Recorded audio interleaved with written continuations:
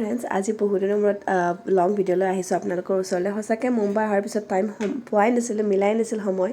আজি ভাবিলোঁ দিনটো কিনো কৰোঁ তাকে ভাবিলোঁ আপোনালোকৰ লগত শ্বেয়াৰ কৰোঁ। এয়া মৰ্ণিং ৰুটিন।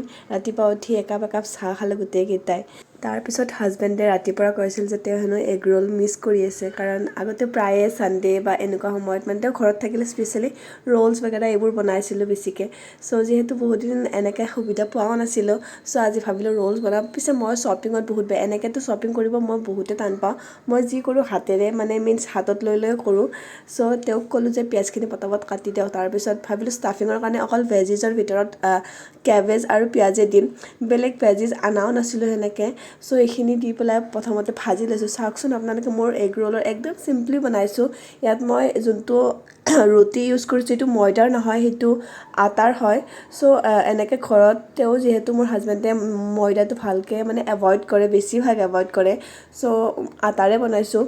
যেতিয়া পিঁয়াজখিনি কটা হ'ব তাৰপিছত এনেকৈ গোটেইকেইটা পাখি তাৰ পিঁয়াজৰ এনেকৈ ওলাই ল'ব আপোনালোকে, আৰু গৰম গৰম ৰিফাইন অইলত ভাজি ল'ব। তাৰ আগতে অলপমান গাৰ্লিক ভাজি ল'ব, মানে নহৰুটোৰ ধুনীয়া এটা স্মেল ওলায়, যাৰ কাৰণে ৰোলে হওক বা যিকোনো ষ্টাৰ্টাৰত এটা ভাল ফ্লেভাৰ আনায়। সেইকাৰণে প্ৰথমতে যদি কিছুমানে নহৰু ভাল পায় তো প্লিজ এনেকৈ ভাজি ল'ব, খাই বহুত ভাল লাগে দেই। ছ' তাৰপিছত এনেকৈ ভাজি মই তাৰপিছত পিঁয়াজ আৰু কেবেজখিনি দি ভালদৰে ভাজি ল'ম। আপোনালোকে চয়া চচ এইবোৰ ইউজ কৰিব পাৰে, যিহেতু মই হেল্ডি একদম মানে ব্যৱহাৰ কৰিছোঁ। ছ' মই চয়া চচ বাগেৰা এইবোৰ ইউজ কৰা নাই, অকল মই ঘৰুৱা যিখিনি বস্তুৰে পটককৈ বনাব পাৰি সুস্বাদু হৈ উঠে, ছ' সেইটো মই ট্ৰাই কৰিছোঁ। আপোনালোকে প্লিজ চাই থাকক ভিডিঅ'টো শেষলৈকে।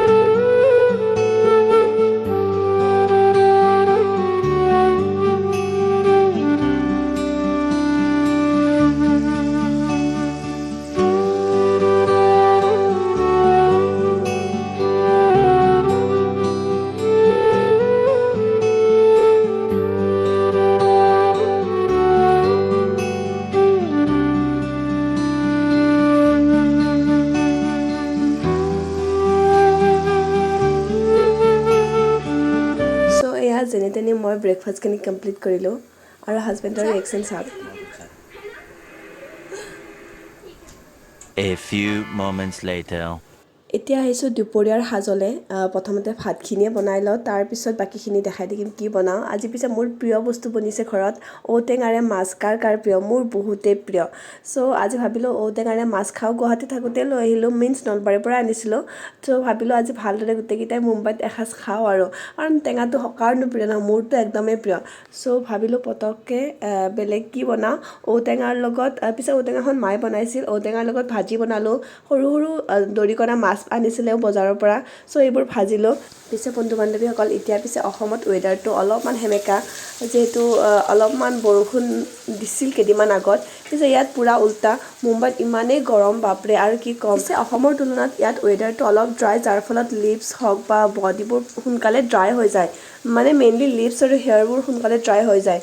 পিছে ইয়াত পানীখিনিৰ কাৰণে নহয়, মানুহৰ যোনটো কমপ্লেক্সন মানে যিমান ধুনীয়া দেখি নহয় তাতকৈ বেছি ধুনীয়া দেখি। ইয়াত অলপমান কালাৰটো লাইট হয়, কেতিয়াবা মানে কি হয় ৰ'দৰ ছানবাৰ্ণৰ ফলত বেছিয়ে মানুহক ক'লা ক'লা দেখি, বাট ইয়াত পানীখিনিৰ কাৰণে মেইনলি মানুহৰ মুখৰ কালাৰটো বেছি মানে ভালকৈ ফুটি উঠে।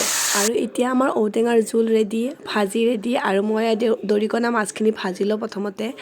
পিছে বন্ধুসকল, আজি আপোনালোকে লাঞ্চত কি খালে, লাঞ্চ কেনেকৈ কৰিলে? পিছে মই আজি এনেকৈ খালোঁ, বহুত ভাল লাগিল। বহুত দিনৰ মূৰত তৃপ্তিৰে এসাঁজ খালোঁ, পেট ভৰাই খালোঁ। টেঙাৰ জোল মোৰ এনেই প্ৰিয়, তাতে আৰু ঔটেঙা কি ক'ম। পিছে মানে টেঙাটো কি হ'ল, অলপ পুৰণা হ'ল কাৰণে পকিছিল নহয় বহুত ভালকৈ, গোন্ধটোতে খাওঁ খাওঁ লাগি গৈছিল। ছ' এয়াই আছিল মোৰ আজি লাঞ্চৰ থালিখন।